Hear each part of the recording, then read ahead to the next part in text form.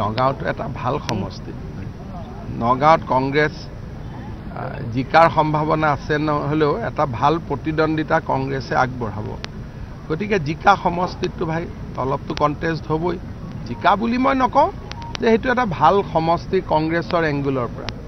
এতিয়া যেনেকৈ আমাৰ কোকৰাঝাৰটো ভাল সমষ্টি এতিয়া UPPLতো বহুত কেণ্ডিডেট আহিব যে আমাক দিয়ক গতিকে কেণ্ডিডেট অহাটোতো ভাল লক্ষণ খালি মাৰামাৰি হ'ব নালাগে মই এটাই কথা কওঁ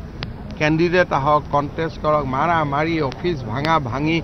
আমাৰ অসমত সেইবিলাক ঘটনা হ'ব নালাগে বাকী চব শান্তি হৈ থাকিব বাবা ডাঙৰ নেতাই লাহে লাহে কৰে